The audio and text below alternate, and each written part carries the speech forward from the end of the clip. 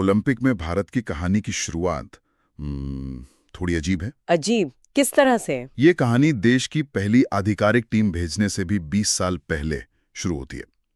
साल था 1900, Paris Olympic. अच्छा। और एक अकेला एथलीट नॉर्मन प्रिचार्ड भारत की तरफ से हिस्सा लेता है और एथलेटिक्स में एक नहीं बल्कि दो रजत पदक जीत लाता है। मतलब हमारी शुरुआत ही एक व्यक्तिगत जीत से हुई, ना कि एक टीम से। बिल्कुल। तो आज हम भारत की इसी ओलंपिक यात्रा की गहराई में उतरेंगे। हमारे पास जो स्रोत हैं वो 100 साल से भी लंबे सफर का मतलब पूरा कच्चा चिट्ठा पेश करते हैं। हाँ, और ये देखना दिलचस्प होगा कि ये सफर कैसे बदला है। वही हम इस कहानी को दो बड़े हिस्सों में देखेंगे। एक वो दौर जब एक टीम, हमारी हॉकी टीम, ने दुनिया पर राज किया, और दूसरा वो दौर जब अकेले नायकों ने मतलब इंडिविजुअल हीरोज ने अलग अलग खेलों में तिरंगा लहराया। और ये बदलाव आया कैसे, शायद इस पर भी बात करनी जरूरी है। हाँ, चलिए शुरू करते हैं। तो जैसा आपने कहा, वो जो 1900 की जीत थी वो तकनीकी तौर पर तो भारत के खाते में है, लेकिन वो एक व्यक्तिगत प्रयास था। सही बात है। भारत का एक राष्ट्र के तौर पर ओलंपिक में शामिल होने का सफर असल में 1920 से शुरू होता है, और हमारे स्रोत बताते हैं कि इस शुरुआत के पीछे सर दोराब टाटा का एक बहुत बड़ा सपना था। अच्छा। हाँ, उन्होंने 1919 में ही इंटरनेशनल ओलंपिक कमेटी को खत लिखकर भारत की भागीदारी की इच्छा जताई थी, और बॉम्बे के गवर्नर जॉर्ज लॉयड के साथ मिलकर उन्होंने भारत को सदस्यता दिलाई। तो ये एक सोची समझी औपचारिक शुरुआत थी। तो 1920 में बेल्जियम के एंटवर्प में पहली बार कह सकते हैं टीम इंडिया पहुंचती है। बहुत छोटी सी टीम थी। हाँ, सिर्फ 6 लोग, 4 एथलीट और 2 पहलवान। ये एक तरह से पानी में बस पैर डालने जैसा था, बस ये देखने के लिए कि हम कहाँ खड़े हैं। बिल्कुल, और ये देखना भी दिलचस्प है कि टीम कैसे धीरे धीरे बड़ी हुई। 1924 में पेरिस में 14 लोग पहुंचे। डबल से भी ज्यादा। हाँ, इसमें 7 एथलीट थे, लेकिन हैरान करने वाली बात यह है कि 7 टेनिस खिलाड़ी भी थे। 7 टेनिस खिलाड़ी उस वक्त। जी। शायद उस वक्त टेनिस को एक बड़ा ग्लोबल स्पोर्ट माना जाता था, जिसमें भारत को लगता होगा कि वो अपनी पहचान बना सकता है। लेकिन असली मोड़ तो 1928 में आया, एम्स्टर्डम ओलंपिक। हाँ, ये एक मील का पत्थर था। इस साल 21 लोगों का दल गया, जिसमें एथलीट तो थे ही, लेकिन पहली बार 14 खिलाड़ियों की एक पूरी हॉकी टीम शामिल की गई। यहीं से सब कुछ बदल गया। मुझे नहीं लगता उस वक्त किसी को भी अंदाजा होगा कि ये सिर्फ एक टीम नहीं थी, ये एक ऐसी विरासत की शुरुआत थी जो अगले 30 सालों तक दुनिया पर राज करने वाली थी। ये एक बहुत बड़ा मतलब रणनीतिक बदलाव था। पहले 2 ओलंपिक में भारत व्यक्तिगत खेलों पर दांव लगा रहा था, लेकिन 1928 में एक टीम गेम को भेजना ये दिखाता है कि शायद आयोजकों को ये समझ आ गया था कि भारत की असली ताकत टीम वर्क में है, और एक खास स्किल सेट में। बिल्कुल, जो हॉकी के लिए एकदम सही था।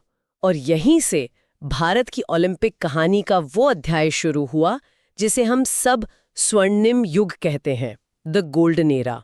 तो अब बात करते हैं इस सुनहरे दौर की, भारतीय हॉकी के उस दबदबे की जिसके किस्से आज भी सुनाए जाते हैं। 1928 से लेकर 1956 तक। जी, सुनने में भी अविश्वसनीय लगता है। भारत ने लगातार 6 स्वर्ण पदक जीते। 6 लगातार। Amsterdam, Los Angeles, Berlin, London, Helsinki, Melbourne, शहर बदलते गए, देश बदलते गए, लेकिन नतीजा एक ही रहा, भारत चैंपियन। इस दबदबे का स्तर समझना बहुत जरूरी है।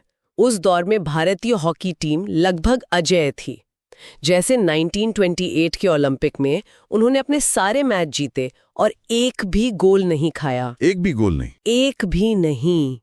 फाइनल में नीदरलैंड्स को 3-0 से हराया, और 1932 में लॉस एंजलिस में तो उन्होंने अमेरिका को 24-1 के रिकॉर्ड अंतर से हराया था। 24-1? हाँ, जो आज भी एक ओलंपिक रिकॉर्ड है।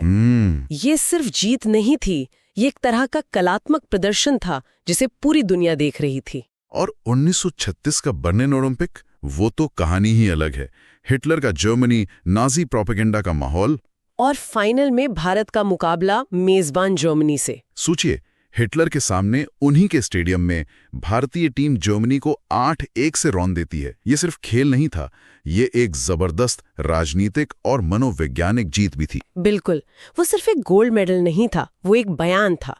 अगर हम पूरी तस्वीर देखें तो 1920 से 1980 के बीच हुए 12 ओलंपिक में से भारतीय हॉकी टीम ने 11 पदक जीते। 11 पदक 12 में से? हाँ, इसमें 8 स्वर्ण, 1 रजत और 2 कांस्य थे। 1980 में मॉस्को में हमने अपना आखिरी स्वर्ण जीता। ये किसी एक खेल में किसी एक देश के इतने लंबे प्रभुत्व का शायद सबसे बेहतरीन उदाहरण है। यहाँ एक सवाल मेरे मन में आता है। एक तरफ हमारी हॉकी टीम दुनिया जीत रही थी, लगातार गोल्ड ला रही थी, लेकिन दूसरी तरफ व्यक्तिगत खेलों में एक सूखा सा पड़ा हुआ था। हाँ, नॉर्मन प्रिचार्ड के 1900 के 2 पदकों के बाद हमें अगला व्यक्तिगत पदक जीतने में 52 साल लग गए। ऐसा क्यों? क्या हमारे पास हॉकी के अलावा टैलेंट नहीं था, या फिर पूरे सिस्टम का फोकस ही सिर्फ एक खेल पर था? ये बहुत जरूरी सवाल है और इसका जवाब भारतीय खेल के पूरे ढांचे में छिपा है। देखिए, हॉकी की सफलता ने एक ऐसा माहौल बना दिया था कि सारा ध्यान, सारा पैसा और सारी वाहवाही उसी एक खेल को मिल रही थी, जो कि स्वाभाविक भी था। हाँ, स्वाभाविक था। लेकिन इसका दूसरा पहलू ये था कि एथलेटिक्स, कुश्ती, बॉक्सिंग जैसे दूसरे खेलों के लिए न तो अच्छी सुविधाएं थीं, न ही कोई रोड मैप था। टैलेंट जरूर था, लेकिन उसे तराशने का सिस्टम नहीं था। और इसी का नतीजा था कि हमें 52 साल इंतजार करना पड़ा। फिर साल आया 1952, हेलसिंकी ओलंपिक। यहाँ पहलवान खशाबा जादव ने कुश्ती में कांस्य पदक जीता। आजाद भारत का पहला व्यक्तिगत ओलंपिक पदक। हाँ, लेकिन मैंने सुना है कि उनका सफर आसान नहीं था। आसान तो बिल्कुल नहीं था। हमारे स्रोत बताते हैं कि केडी जादव को हेलसिंकी जाने के लिए पैसे जुटाने में बहुत संघर्ष करना पड़ा था। सरकार से ज्यादा मदद नहीं मिली, तो उनके गांव के लोगों ने, उनके कॉलेज के प्रिंसिपल ने चंदा इकट्ठा करके उन्हें भेजा। मतलब लोगों के भरोसे पर गए थे वो? बिल्कुल, वो सिर्फ अपने दम पर और लोगों के भरोसे पर वहां पहुंचे और पदक जीत कर लौटे। उनकी कहानी बताती है कि उस दौर में व्यक्तिगत एथलीटों को किन मुश्किलों का सामना करना पड़ता था। 52 साल बाद एक पदक आया, लेकिन फिर एक लंबी खामोशी छा गई। खशाबा जाधव के बाद अगला व्यक्तिगत पदक आने में 44 साल और लग गए। ये तो और भी लंबा इंतजार था। हाँ, और ये दिखाता है कि एक पदक से सिस्टम नहीं बदलता। लेकिन 90 के दशक के आखिर में भारत की अर्थव्यवस्था बदल रही थी, समाज बदल रहा था, और इसका असर खेलों पर भी दिखना शुरू हुआ। सही। 1996 के अटलांटा ओलंपिक में लियांडर पेस ने टेनिस में कांस्य पदक जीता। ये एक बहुत बड़ा पल था। हाँ, इसने युवाओं को ये यकीन दिलाया कि हॉकी के बाहर भी दुनिया है। और फिर 2000 के सिडनी ओलंपिक में एक और इतिहास रचा गया। कर्णम मल्लेश्वरी ने भारोत्तोलन यानी वेट लिफ्टिंग में कांस्य पदक जीता।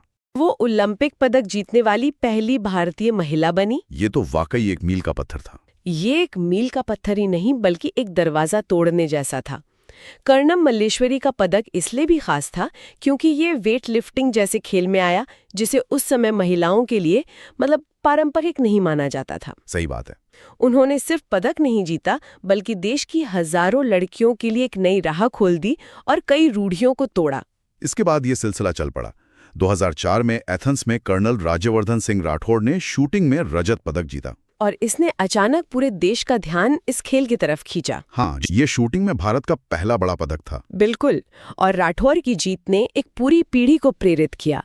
उन्होंने दिखाया कि शूटिंग, जिसे तब तक एक एलीट खेल माना जाता था, उसमें भी भारत दुनिया में सर्वश्रेष्ठ हो सकता है। और इसी प्रेरणा का नतीजा हमें 4 साल बाद देखने को मिला। 2008 का बीजिंग ओलंपिक। वो दिन शायद ही कोई भारतीय भूल सकता है। अभिनव बिंद्रा ने 10 मीटर एयर राइफल शूटिंग में स्वर्ण पदक जीतकर इतिहास रच दिया। भारत का पहला व्यक्तिगत स्वर्ण पदक। उसे गोल्ड ने 108 साल के इंतजार को खत्म कर दिया और करोड़ों भारतीयों को ये विश्वास दिलाया कि हम भी शिखर पर पहुंच सकते हैं। अभिनव बिंद्रा की जीत एक मनोवैज्ञानिक बाधा को तोड़ने जैसी थी। हम रजत या कांस्य जीत सकते हैं वाली सोच को उन्होंने हम स्वर्ण जीत सकते हैं में बदल दिया। और उसी ओलंपिक में विजेंद्र सिंह ने मुक्केबाजी में और सुशील कुमार ने कुश्ती में कांस्य पदक जीते। हाँ, और ये साबित हो गया कि भारत अब सिर्फ एक पदक से खुश होने वाला देश नहीं रहा। ये एक नए दौर की शुरुआत थी। और इस नए दौर की सबसे बड़ी झलक दिखी 2012 के लंदन ओलंपिक में। हाँ, वो तो कमाल था। उस साल भारत ने कुल 6 पदक जीते, जो उस समय तक का हमारा सबसे बेहतरीन प्रदर्शन था। 2 रजत और 4 कांसे। और कमाल की बात ये थी कि ये पदक कई अलग अलग खेलों से आए। हाँ, ये बहुत महत्वपूर्ण था। कुश्ती में सुशील कुमार ने रजत और योगेश्वर दत्त ने कांस्य जीता। शूटिंग में विजय कुमार ने रजत और गगन नारंग ने कांस्य जीता। और फिर बैडमिंटन में साइना नेहवाल और मुक्केबाजी में मैरी कॉम ने कांस्य पदक जीते। ये लिस्ट ही अपने आप में एक कहानी है। ये दिखाती है कि भारत अब सिर्फ हॉकी या कुश्ती पर निर्भर नहीं था, बल्कि एक मल्टी स्पोर्ट्स नेशन के रूप में उभर रहा था। तो अगर हम इन सब आंकड़ों को एक साथ देखें तो तस्वीर क्या बनती है? कुल पदकों के मामले में फील्ड हॉकी आज भी सबसे ऊपर है। हाँ, 8 स्वर्ण, 1 रजत और 3 कांस्य, कुल 12 पदक। वो विरासत आज भी हमारे ओलंपिक इतिहास की रीढ़ है। लेकिन अब कहानी बदल चुकी है। शूटिंग में अब तक 1 स्वर्ण, 2 रजत और 1 कांस्य के साथ 4 पदक हैं। कुश्ती में 1 रजत और 5 कांस्य के साथ 6 पदक हो गए हैं। बैडमिंटन ने भी 1 रजत और 2 कांस्य दिए हैं। मुक्केबाजी ने 3 कांस्य दिए हैं। और एनएस और भारोत्तोलन में भी 1-1 कांस्य है। इससे साफ पता चलता है कि भारत का स्पोर्ट्स कल्चर अब कितना विविध हो गया है। हाँ, अब पैसा और ध्यान सिर्फ 1-2 खेलों पर नहीं बल्कि कई अलग-अलग खेलों में लगाया जा रहा है। बिल्कुल। वैसे हमने ग्रीष्मकालीन खेलों में शानदार सफर की बात की, लेकिन कहानी का एक और पहलू भी है जो बिल्कुल अलग तस्वीर दिखाता है। शीतकालीन ओलंपिक। हाँ, ये एक ऐसा क्षेत्र है जहां हम बहुत पीछे हैं। हमारे स्रोत बताते हैं कि भारत 1964 से वहां हिस्सा ले रहा है, पर आज तक खाली हाथ है। ये इतना बड़ा अंतर क्यों है? ये ग्रीष्मकालीन खेलों की सफलता के बिल्कुल विपरीत एक तस्वीर है और इसके पीछे ठोस वजह है। पहली और सबसे बड़ी वजह तो भूगोल है। मतलब हमारा देश गर्म है। हाँ, हमारे यहाँ बर्फबारी कुछ ही हिस्सों में होती है, इसलिए शीतकालीन खेलों का वो कल्चर ही नहीं पनप पाया। और दूसरी वजह है इंफ्रास्ट्रक्चर।